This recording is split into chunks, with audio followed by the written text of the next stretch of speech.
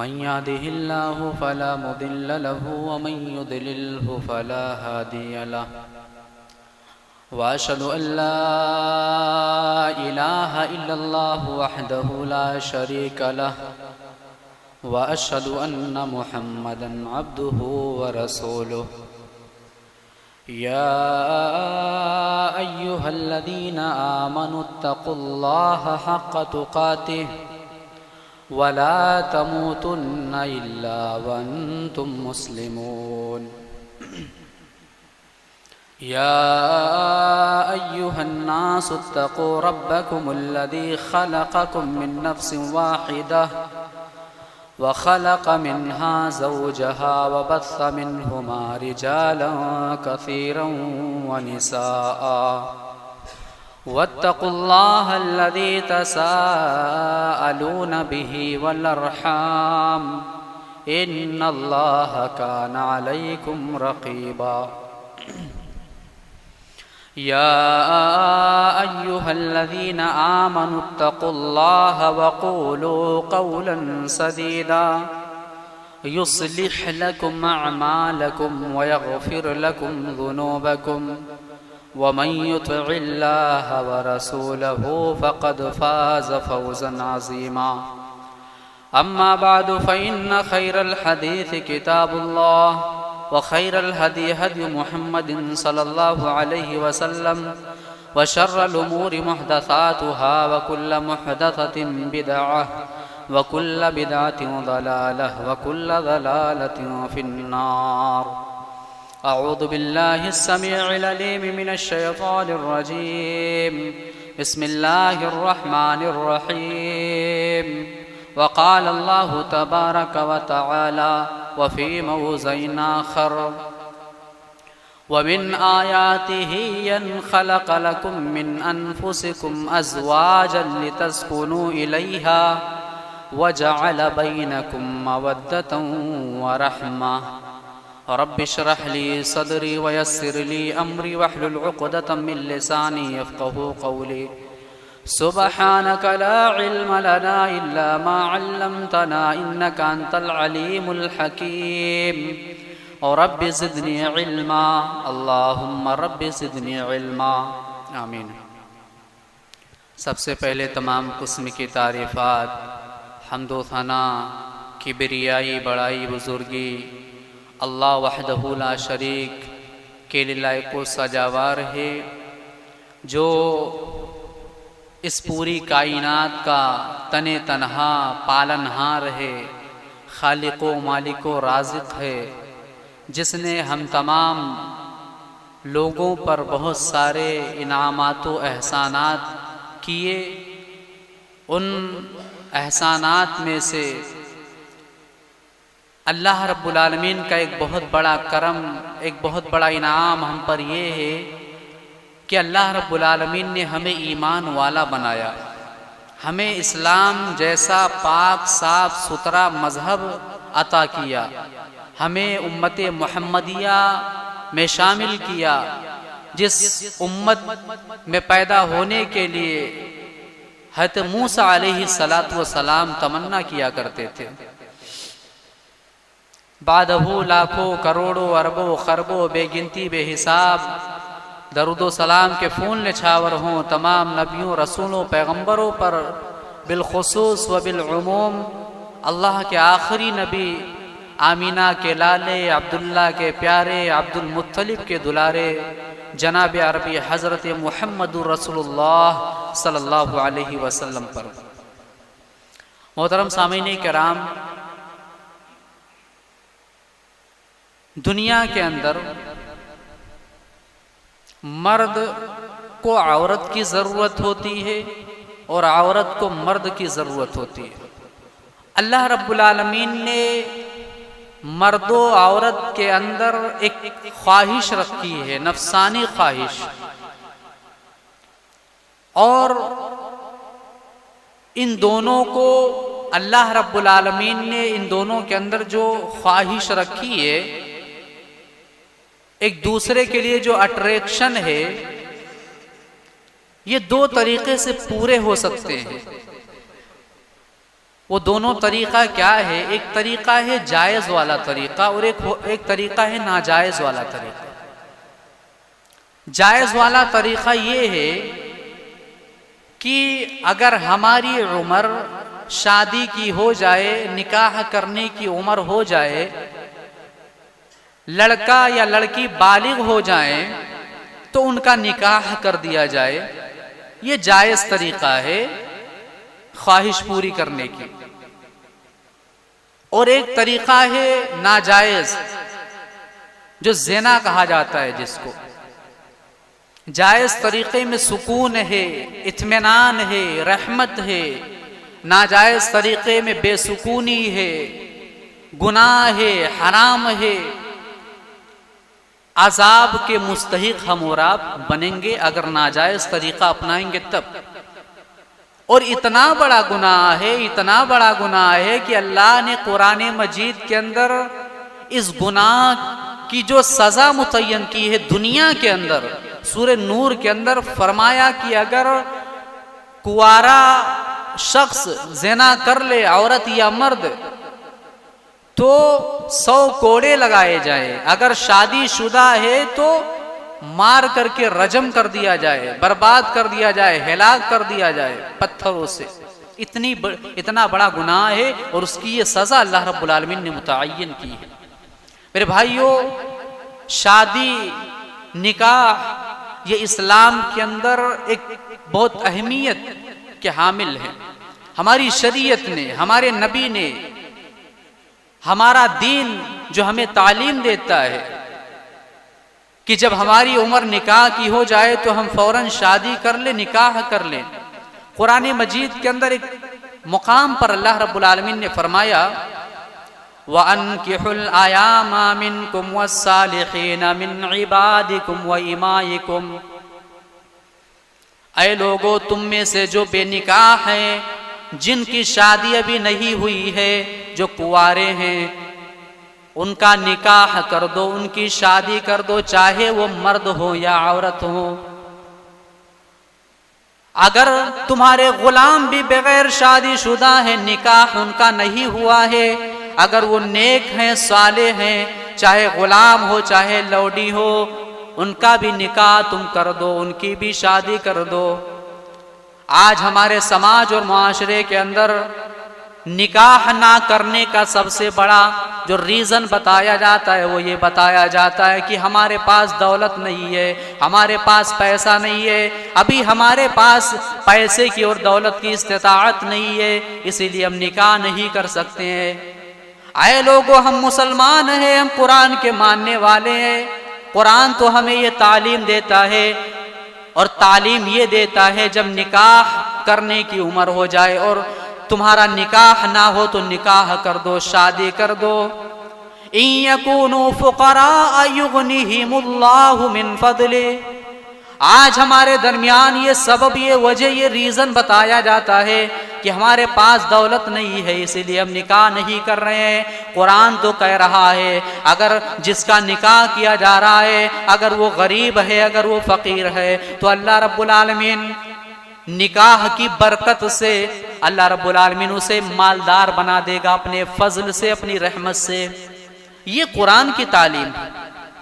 قرآن یہ نہیں کہہ رہا ہے کہ سب سے پہلے تم مالدار بن جاؤ، دولت والے بن جاؤ، پھر اس کے بعد نکاح کرو۔ قرآن نے، ہماری شریعت نے ہمیں یہ تعلیم دی ہے کہ پہلے نکاح کرو۔ دولت کا کوئی یہاں پہ ذکر نہیں ہے۔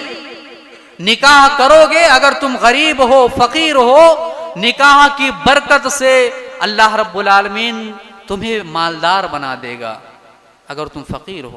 یہ ہماری شریعت کی تعلیم ہے۔ اور شادی ایک ایسی چیز ہے، ایک ایسا عمل ہے شادی کہ اللہ رب العالمین نے جتنے پیغمبروں کو اس کائنات کے اندر نازل کیا، سارے کے سارے پیغمبر شادی شدہ تھے، سب نے شادی کی۔ اور جو بہت سارے اقوال تاریخ کی کتابوں میں ذکر کیے جاتے ہیں کہ نبیوں کی تعداد اتنی تھی، کوئی کہتا 1 لاکھ، تو جو صحیح طریقے سے جو گنتی ہے اس کو شمار نہیں کیا جاتا ہے، لیکن خاص طور سے جو تذکرہ کیا جاتا ہے کہ 1,00,000 سے زائد پیغمبر اس کائنات کے اندر آئے، اور 1,00,000 سے زائد پیغمبر جو اس کائنات کے اندر آئے، سب کے سب پیغمبروں نے شادی کی، نکاح کیا. یعنی شادی ایک ایسا عمل ہے، اگر ہم یہ عمل انجام دے رہے ہیں تو تمام پیغمبروں کی سنت ہم پوری کر رہے ہیں، تمام پیغمبروں کی سنت پوری کر رہے ہیں. اور شادی کوئی آپشن نہیں ہے میرے بھائیوں کہ ہم کریں گے تو نہ کریں گے تو ٹھیک ہے، کوئی بات نہیں. شادی کرنا ہے ہمیں اور آپ، یہ آپشن نہیں ہے، حکم ہے شریعت کے اندر.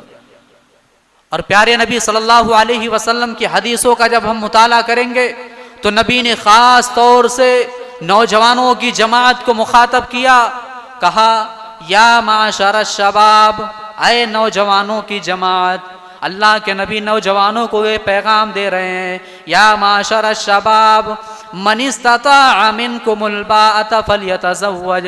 جب تمہاری عمر نکاح کی ہو جائے، جب تمہاری عمر شادی کی ہو جائے تو تم نکاح کر لو، شادی کر لو. فإنہ اغض للبصر. اللہ کے نبی صلی اللہ علیہ وسلم اپنی حدیث کے اندر یہ تعلیم دے رہے ہیں، یہ پیغام دے رہے ہیں کہ نکاح کر لو، شادی کر لو جب تمہاری عمر ہو جائے. نکاح کا فائدہ بھی بتلا رہے ہیں، اگر تم نکاح کرو گے فإنہ اغض للبصر، تمہاری نگاہیں جھک جائیں گے. اگر تم غیر محرم عورتوں کو دیکھتے ہو، تمہاری نگاہیں قابو میں نہیں ہے، تم گناہ پہ گناہ کرتے جا رہے ہو اپنے نگاہ کے ذریعے، تو اللہ یہ کہہ رہا، اللہ کے نبی صلی اللہ علیہ وسلم یہ پیغام دے رہے ہیں اور فائدہ بتلا رہے ہیں کہ اے لوگو، اگر تم شادی کر لو گے فإنہ اغض للبصر، تمہاری نگاہیں جھک جائیں گی، وأحسن للفرج، اور تمہارے شرمگاہ کی حفاظت ہوگی. یہ تعلیم اللہ کے نبی صلی اللہ علیہ وسلم نے ہمیں اور آپ کو دی ہے. اور آج ہمارے سماج اور معاشرے کے اندر جب ایک لڑکی اور ایک لڑکے کے رشتے کی بات ہوتی ہے تو وہاں پر ہمیں اور آپ کو اس بات پر غور کرنا چاہیے کہ ہمارے سماج کے اندر ایک بہت بڑا بگاڑ جو ہے وہ یہ کہا جاتا ہے کہ لو میرج اور ارینج میرج. ایک ہوتا ہے لو میرج اور ایک ہوتا ہے ارینج میرج. اسلام کے اندر لو میرج کا جہاں تک تعلق ہے تو اسلام کے اندر جو یہ لو ہے، جو یہ محبت ہے، یہ آفٹر میرج ہے، نکاح کے بعد ہے، شادی کے بعد ہے. نکاح سے پہلے کوئی محبت اسلام کے اندر ذکر نہیں کیا گیا ہے. اور ارینج میرج کی جہاں تک بات ہے، ہمارے یہاں لو میرج کا تذکرہ کیا جاتا ہے، یہ بھی غلط ہے. ارینج میرج جو ہمارے یہاں پایا جاتا ہے وہ یہ ہے کہ والدین اپنے من سے لڑکے اور لڑکے کا رشتہ بٹھا دیتے ہیں، لگا دیتے ہیں. لڑکا اور لڑکی راضی ہیں کہ نہیں ہیں، ان کی خوشی شامل ہے کہ نہیں ہے، یہ نہیں دیکھا جاتا ہے. تو یہاں پر یہ رواج بھی غلط ہے. لو میرج کا جہاں تک تعلق ہے تو اسلام کے اندر اس کا کوئی وجود ہی نہیں ہے. آفٹر میرج، محبت بعد میں ہے، شادی کے بعد. اور جہاں تک ارینج میرج کا تعلق ہے تو ہر والدین کو اس بات کا خیال رکھنا چاہیے کہ جب وہ شادی کہیں پر لگائیں اپنے بیٹی کی یا بیٹے کی تو ان کی رضامندی بھی شامل کر لیا کرے. بیٹا راضی ہے کہ نہیں ہے، بیٹی راضی ہے کہ نہیں ہے. اور یہاں پر ہماری شریعت بڑی سختی کے ساتھ منع کر رہی ہے کہ اے لوگو، والدین کو یہ پیغام دیا جا رہا ہے اگر تم اپنے بیٹی کی شادی اس کی رضامندی کے بغیر کر رہے ہو، وہ راضی نہیں ہے، باپ اپنے بیٹی کی شادی زبردستی کہیں کر رہا ہے، تو شریعت نے یہاں تک کہہ دیا ہے کہ جو نکاح پڑھانے والا قاضی ہے نا، وہ اس نکاح کو فسخ کر سکتا ہے، ختم کر سکتا ہے. اس کو یہ اتھارٹی دیا گیا ہے، وہ نکاح ہی نہیں ہوگا. تو لڑکی کا راضی ہونا ضروری ہے میرے بھائیوں. تو ہمارے یہاں یہ ہوتا ہے. اور جہاں تک لو میرج کی بات ہے تو ہمارے یہاں سماج اور معاشرے کے اندر اگر کسی لڑکے نے یا لڑکی نے کسی کو دیکھ کر کے پسند کر لیا ہے، اگر وہ نیک ہے، صالح ہے، تو کیوں نہ ہم نکاح کر دیں؟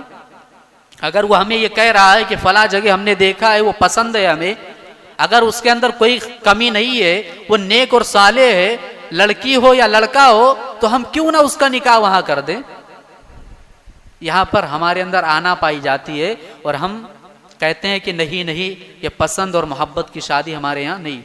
تو میرے بھائیوں، جہاں پر اگر لڑکی اور لڑکا پسند کر لیں ایک دوسرے کو، تو پھر ہمیں چاہیے کہ ہم ان کا نکاح کر دیں، اگر نیک اور صالح ہوں، کوئی کمی نہ ہو تو۔ کیونکہ نبی کی حدیث صاف طور پہ، واضح طور پہ ہے کہ دو محبت کرنے والوں کے درمیان نکاح سے بہتر کوئی چیز نہیں ہے۔ تو یہ ہمارے یہاں رشتے کی بات ہوتی ہے کہ ایسے کیا جائے۔ اور جہاں تک محبت کا تعلق ہے، تو اللہ رب العالمین نے قرآن مجید کے اندر جس محبت کا تذکرہ کیا ہے، وہ شادی سے پہلے نہیں ہے، شادی کے بعد ہے۔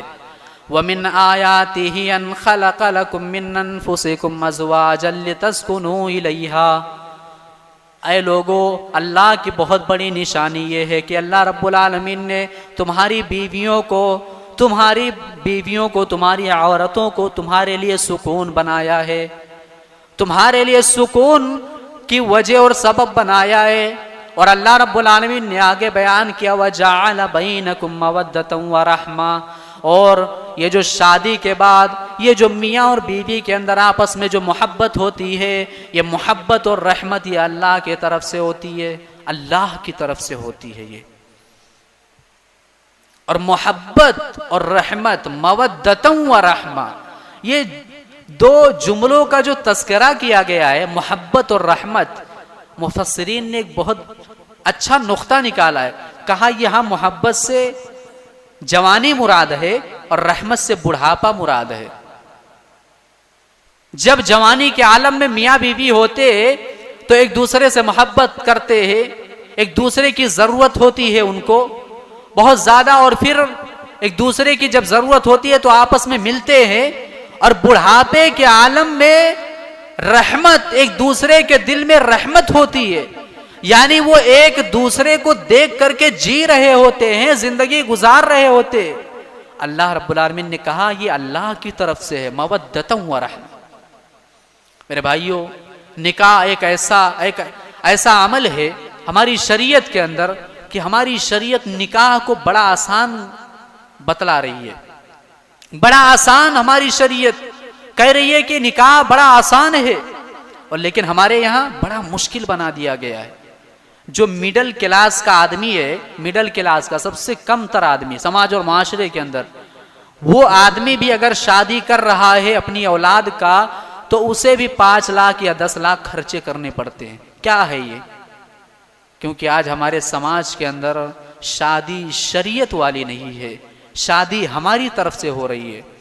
ہماری شریعت نے جو تعلیم دی ہے، اس تعلیم کو چھوڑ کر کے آج ہمارے سماج اور معاشرے کے اندر جو شادیاں ہم اور آپ کر رہے ہیں، یہ ہماری طرف سے بنائے گئے اپنے قانون ہے، اپنے رسم و رواج ہے۔ اے لوگوں، شادی دیکھنا چاہتے ہو؟ جاؤ امام کائنات کے دور میں دیکھو کس طریقے سے شادیاں ہوتی تھی۔ اللہ کے نبی کے ایک صحابی ہیں، نام ہے حضرت عبد الرحمن بن عوف رضی اللہ تعالی عنہ۔ اللہ اکبر۔ یہ صحابی ایک ایسے صحابی ہے، اللہ کے نبی نے 10 صحابہ کو دنیا کے اندر جنت کی بشارت دی تھی، ان 10 صحابہ میں حضرت عبد الرحمن بھی شامل ہے۔ حضرت عبد الرحمن بن عوف رضی اللہ تعالی عنہ مسجد نبوی کے اندر کچھ دنوں کے بعد اللہ کے نبی صلی اللہ علیہ وسلم نے دیکھا کہ حضرت عبد الرحمن بن عوف رضی اللہ تعالی عنہ جب آئے تو اللہ کے نبی نے دیکھا کہ ان کے کپڑے پر زردی لگا ہوا ہے۔ تو اللہ کے نبی صلی اللہ علیہ وسلم نے پوچھا، ہے عبد الرحمن، کیا تم نے شادی کر لی ہے؟ ہائے ہائے، کتنی سادگی والی شادی۔ کیا سوال کیا جا رہا ہے؟ اے عبد الرحمن، کیا تم نے شادی کر لی ہے؟ اگر آج ہمارے سماج کے اندر کوئی اگر چپکے سے شادی کر لے، کسی کو نہ بتائے، تو سب سے پہلے ہمارے مسجد کا جو امام ہوگا، ہمارے محلے کا، وہ کہے گا ہمیں کیوں نہیں بتائے، اور دوسرے دن ہو سکتا ہے وہ مصلی پر ہی نہ چڑھے، یا رشتہ دار جو ہوتے ہیں وہ کہیں گے ہمیں کیوں نہیں بتائے۔ اور حضرت عبد الرحمن بن عوف شادی کر لیے، اور مدینہ کے امام، مدینہ کے ہی نہیں بلکہ امام کائنات کو بھی پتہ نہیں ہے۔ امام کائنات نے کہا اے عبد الرحمن کیا تم نے شادی کر لی؟ عبد الرحمن نے کہا ہاں شادی کر لی میں نے۔ اللہ کے نبی صلی اللہ علیہ وسلم نے صرف اتنا کہا کہ اے عبد الرحمن مہر میں کیا مہر تم نے دی ہے؟ حضرت عبد الرحمن رضی اللہ تعالیٰ عنہ نے کہا ہاں اے اللہ کے نبی، کھجور کا جو بیج ہوتا ہے اس کے برابر میں نے سونا دیا ہے۔ دیکھ رہے ہیں ہمارے یہاں جب کوئی شادی ہوتی ہے، اگر ہم اس سے ملنے جاتے ہیں تو یہ پوچھا جاتا ہے کہ کیا ملا ہے تم کو، لڑکی والوں نے کیا دیا ہے، جہیز میں کتنا ملا ہے، یا اتنا سامان ملا ہے کہ نہیں ملا ہے، کیا ملا ہے تم کو، یہ سوال کیا جاتا ہے۔ اللہ کے نبی پوچھ رہے ہیں مہر میں تم نے کیا دیا؟ عبد الرحمن نے کہا اتنا سامان یہ میں نے دیا ہے۔ اللہ کے نبی صلی اللہ علیہ وسلم نے دوسرا پیغام جو حضرت عبد الرحمن بن عوف کو دیا اور کہا اے عبد الرحمن ولیمہ کرو، ولیمہ، چاہے ایک بکری کیوں نہ تمہارے پاس ہو اس کا ولیمہ کرو۔ شریعت کے اندر شادی کیا ہے جانتے ہو؟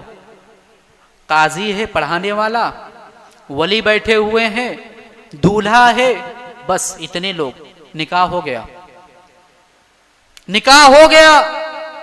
قاضی پڑھانے والا ہے، ولی موجود ہے اور دولہا بیٹھا ہوا ہے، نکاح کر دیا گیا، شادی ہو گیا۔ شریعت میں یہ نکاح ہے، یہ نکاح ہے۔ شریعت میں کہیں پر بھی نہیں لکھا ہوا ہے کہ ہم نکاح کریں، شادی کریں اور پھر اس کے بعد بارات لے جائیں، 10-20 لوگ، 1000 لوگ، 500 لوگ، 100 لوگ، 200 لوگ اپنی طرف سے لڑکی والوں کے یہاں لے جائیں اور وہاں پر دعوت کھائیں اور وہ کھلائے۔ شریعت میں کہیں پر بھی نہیں لکھا ہوا ہے۔ ہاں دعوت ہے شریعت میں، لیکن دعوت ولیمہ ہے، ولیمہ کی دعوت ہے، یہ شریعت ہے ہماری میرے بھائی۔ آج ہم نے شادی کو کیا بنا ڈالا ہے، کتنا آسان ہے شادی کرنا، کتنا آسان ہے میرے بھائیوں۔ جو بھی کرنا ہے لڑکے والوں کو کرنا ہے، لڑکی والوں کو کچھ نہیں کرنا ہے۔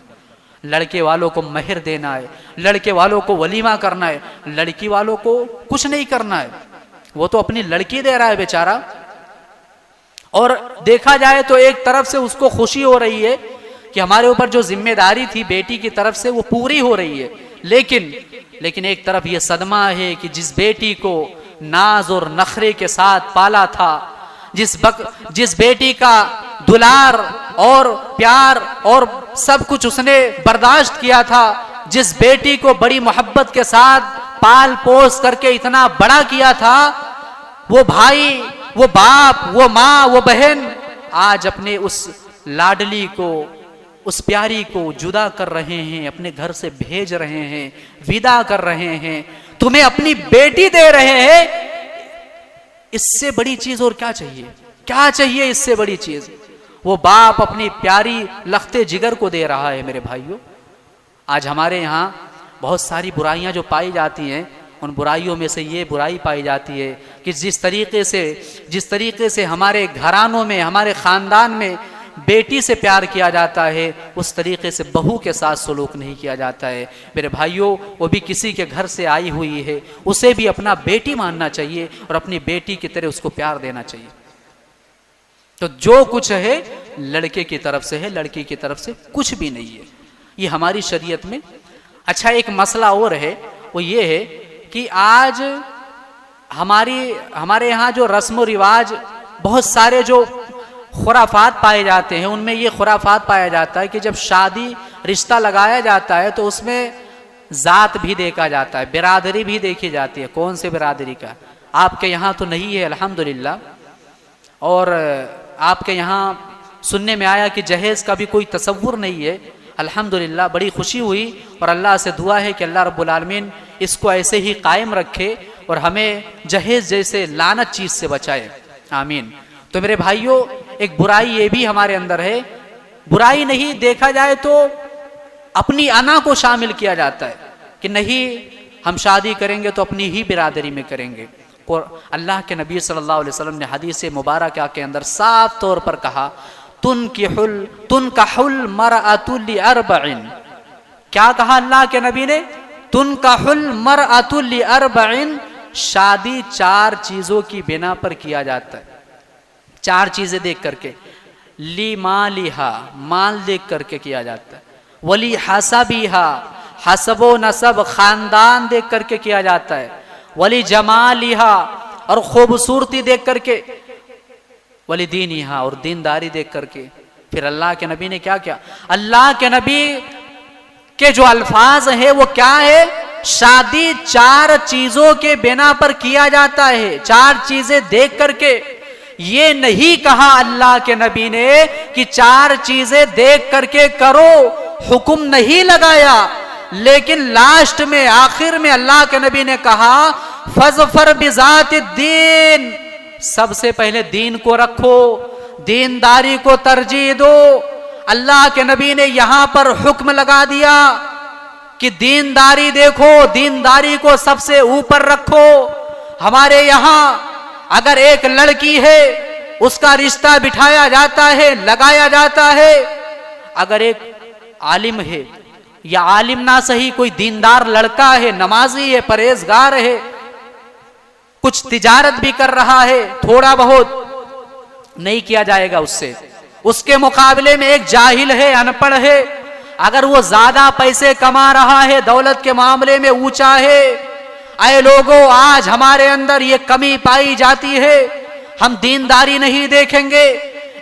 ایک نیک آدمی، ایک سیرت، اچھا سیرت والا لڑکا، اگر اس کے پاس دولت کی کمی ہے تو اس سے نہیں کریں گے۔ اس کے مقابلے میں ایک جاہل، ان پڑھ، بے دین اور بدعمل آدمی ہے، اس سے کر دیں گے، اس لیے کیونکہ اس کے پاس دولت ہے، دولت ہے، دولت ہے۔ اللہ اکبر، یہ ہمارے اندر بہت بڑی کمی ہے آج۔ فَاظْفَرْ بِذَاتِ الدِّينِ، دین کو ترجیح دو۔ پیارے نبی صلی اللہ علیہ وسلم نے اپنی بیٹیوں کا نکاح کیا۔ یہاں پر ایک بات واضح کر دینا چاہتا ہوں، یہاں پر ذات دیکھا جاتا ہے۔ اللہ کے نبی بنو ہاشم کے خاندان کے تھے، مکہ کے اندر سب سے بڑا خاندان، سب سے بڑی برادری بنو ہاشم، اس خاندان سے اللہ کے نبی تعلق رکھتے تھے۔ ذرا آپ یہ بتائیے کہ اللہ کے نبی کی 4 بیٹیاں تھیں، اللہ کے نبی نے کس خاندان کے ساتھ شادیاں کی؟ کیا کسی کو معلوم ہے؟ اللہ کے نبی صلی اللہ علیہ وسلم نے اپنی 3 بیٹیوں کو بنو امیہ کے خاندان میں کیا، اور اللہ کے نبی خود بنو ہاشم کے خاندان سے تھے۔ اللہ کے نبی صلی اللہ علیہ وسلم کی اتنی بیویاں تھیں، ازواج مطہرات، وہ کس خاندان سے تھی؟ ان میں سے بہت ساری اللہ کے نبی صلی اللہ علیہ وسلم کی بیویاں الگ الگ خاندان سے تھی، یہاں تک کہ حضرت صفیہ رضی اللہ تعالی عنہا ایک یہودی سردار کی بیٹی تھی، اللہ کے نبی نے ان سے نکاح کیا تھا، اس لیے کیا تھا کیونکہ وہ دیندار تھی، وہ صالحہ اور نیک عورت تھی۔ یہ اللہ کے نبی کی حالت تھی۔ حضرت علی اور فاطمہ کا نکاح، آخری بات بیان کر کے اپنی بات کو ختم کرتا ہوں میرے بھائیوں۔ حضرت علی رضی اللہ تعالی عنہ کا جب پیغام اللہ کے نبی کے پاس پہنچا حضرت فاطمہ کو لے کر کے نکاح کے تعلق سے، تو اللہ کے نبی صلی اللہ علیہ وسلم نے حضرت فاطمہ رضی اللہ تعالی عنہ کی رضامندی پوچھی۔ اس کے بعد نکاح کیسے ہوا ذرا دیکھیں گے۔ کائنات کے سب سے عظیم انسان ہے، اللہ اکبر، پیغمبروں کے سردار ہے، ان کی بیٹی کا نکاح ہو رہا ہے، نماز پڑھ رہے ہیں لوگ، پتہ ہی نہیں ہے کہ نماز کے بعد اللہ کے نبی کی بیٹی حضرت فاطمہ کا نکاح ہونا ہے، لوگوں کو پتہ ہی نہیں ہے۔ نماز سے فارغ ہوئے اللہ کے نبی نے کہا اے علی بیٹھ جاؤ، اپنی جگہ پہ بیٹھ جاؤ۔ اللہ کے نبی نے وہیں پر حضرت علی رضی اللہ تعالیٰ عنہ کو اپنی بیٹی کو نکاح میں دے دیا، کہا جاؤ میں محمد اپنی لخت جگر کو، اپنی بیٹی فاطمہ کو تمہارے نکاح میں دے رہا ہوں۔ وہاں پر اللہ کے نبی نے ایسے ہی حضرت علی رضی اللہ، کوئی دعوت نہیں ہے، کوئی دعوت نہیں ہے، کوئی بارات نہیں ہے، کوئی رسم و رواج نہیں ہے، کچھ بھی نہیں ہے، لوگوں کو پتہ ہی نہیں ہے کہ اس مسجد کے اندر نماز کے بعد نکاح ہوگا۔ پھر کیا ہوا؟ رات میں حضرت علی آئے، رخصتی کے وقت حضرت فاطمہ اللہ کے نبی کے اس بغل میں، حضرت علی اس بغل میں بیٹھے، دونوں اللہ کے نبی کے بغل میں بیٹھے ہیں چپک کر کے۔ اللہ کے نبی صلی اللہ علیہ وسلم نے کہا جاؤ، اللہ رب العالمین تم دونوں کے اندر محبت پیدا کرے. اے علی جاؤ، میں اپنی بیٹی فاطمہ کو تمہارے حوالے کر رہا ہوں. اللہ اکبر. دنیا کے سب سے عظیم انسان ہے اور شادی دیکھو ان کی بیٹی کی. پھر کیا ہوا؟ آج ہماری مائیں اور بہنیں یہ شکایتیں کرتی ہیں کہ ہم اپنے شوہروں کے گھر ہمیں بڑا پرابلم ہے، بڑی پریشانی ہے، بڑی تکلیف ہے. جاننا چاہتے ہو فاطمہ جس چکی کو پیسا کرتی تھی نا، نشان پڑ گئے تھے، نیلے نیلے نشان پڑ گئے تھے حضرت فاطمہ کے ہاتھوں میں. کون ہے یہ؟ اللہ کے نبی کی بیٹی ہے فاطمہ. فاطمہ بنت رسول تیری عظمت کو سلام. گئیں حضرت عائشہ کے پاس، کہنے لگی کہ ابا جان ہیں گھر میں. پتہ چلا اللہ کے نبی گھر میں موجود نہیں تھے. حضرت فاطمہ نے کہا امی جان ابا جب آئیں گے تو ان سے کہہ دینا کہ فاطمہ آئی تھی. اللہ کے نبی جب گھر پہ آئے، حضرت عائشہ نے کہا فاطمہ آئی تھی. نبی نے کہا کس لیے آئی تھی؟ آئے ہوں گے کسی کام کے لیے. کہا کہ جب نبی آئیں گے تو کہہ دینا فاطمہ آئی تھی. اللہ کے نبی نے کچھ نہیں پوچھا، بس چل پڑے حضرت فاطمہ کے گھر. آج ہمارے یہاں یہ بھی کہا جاتا ہے کہ لڑکی کے گھر پہ جانا ایک بہت بڑا عیب سمجھا جاتا ہے. میرے بھائیوں، اللہ کے نبی پہنچ گئے اور پہنچنے کے بعد حضرت فاطمہ کے گھر میں بیڈ روم کے اندر گئے اور بیڈ پہ چارپائی پہ اللہ کے نبی بیٹھ گئے حضرت علی اور فاطمہ کے بغل میں. کہنے لگے کیا بات ہے بیٹی، کس لیے آئی تھی تم؟ کہنے لگے ابا جان چکی پیستے پیستے دیکھیے ہاتھ میں چھالے پڑ گئے ہیں. سنا ہے کہ آپ کے پاس کچھ غلام آئے ہیں، اگر ان میں سے غلام دے دیتے تو اچھا رہتا. اللہ کے نبی صلی اللہ علیہ وسلم نے کہا کہ بیٹی میرے اندر اتنی استطاعت نہیں ہے کہ میں تمہیں دے سکوں. جو آئے تھے سب کو میں نے بانٹ دیا. پھر اللہ کے نبی نے ایک دعا سکھلائی اور کہا یہ تسبیح، یہ دعا پڑھتے رہنا غلام سے بہتر ہے. اے لوگو، آج ہم اپنی بیٹیوں کی شادی میں فریج دیتے ہیں، کولر دیتے ہیں، اے سی مشین دیتے ہیں، بہت ساری چیزیں دیتے ہیں، پوری کائنات دے دیتے ہیں، لیکن کیا کبھی ہم نے اپنی بیٹی کو آخرت دینے کی کوشش کی ہے؟ اپنی بیٹی کو آخرت دیا ہے؟ اللہ کے نبی سے اللہ کے نبی کی بیٹی دنیا مانگ رہی ہے، اللہ کے نبی آخرت دے رہے ہیں، آخرت دے رہے ہیں. وہ تسبیح اللہ کے نبی نے سکھلائی. میرے بھائیوں، تو یہ چند باتیں تھیں جو میں نے آپ لوگوں کے سامنے پیش کیا. اور یہاں ایک رسم بڑے دنوں سے چلا آ رہا ہے، سننے میں آیا کہ ہلدی لگوانا، ہلدی کی رسم و رواج یہاں پر بہت رائج ہے. میرے بھائیوں، کیا ہے یہ؟ بعض لوگ کہتے ہیں سنت ہے، کچھ بھی نہیں ہے. شریعت کے اندر اس کا کوئی بھی تعلق نہیں ہے، سب فالتو ہے، خرافات ہے. ایک دوسرے کو ہلدی لگانا دلہن اور دولہے کو رواج سمجھ کر کے، یہ غلط ہے. میرے بھائیوں، اس سے باز آ جاؤ. اور کہنے کا مطلب یہ ہے، میری باتوں کا خلاصہ یہ ہے کہ شادیوں میں جو اتنے بڑے بھاری خرچے جو آج ہمارے سماج اور معاشرے کے اندر ہو رہے ہیں، اگر یہ ختم کرنا ہے تو سب سے پہلے مالدار لوگوں کو آگے بڑھنا چاہیے. سب سے پہلے جن کے پاس دولت ہے وہ آگے بڑھیں گے، تبھی یہ رسم و رواج ختم ہو سکتے ہیں. رب تعالیٰ سے دعا ہے کہ بار الہ ہم تمام لوگوں کو شادی شریعت کے مطابق کرنے کی توفیق دے. یا الہ العالمین، ہمارے یہاں جو خرافات شادیوں میں ہوتے ہیں، جو رسم و رواج ہوتے ہیں، یا الہ العالمین ان کو دور کر دے، ان کو ختم کر دے. یا الہ العالمین ہمیں پوری طریقے سے اپنی شریعت پر عمل پیرا ہونے کی توفیق دے. یا الہ العالمین ہمیں جب تک زندہ رکھ ایمان اور اسلام پر رکھ، اور جب ہمارا خاتمہ ہو ایمان پر ہو، اسلام پر ہو. آمین ثم آمین. بارک اللہ لنا ولکم فی القرآن العظیم ونفعنا وإیاکم بالآیات والذکر الحکیم. انہ تعالی جواد کریم ملک بر رؤوف الرحیم.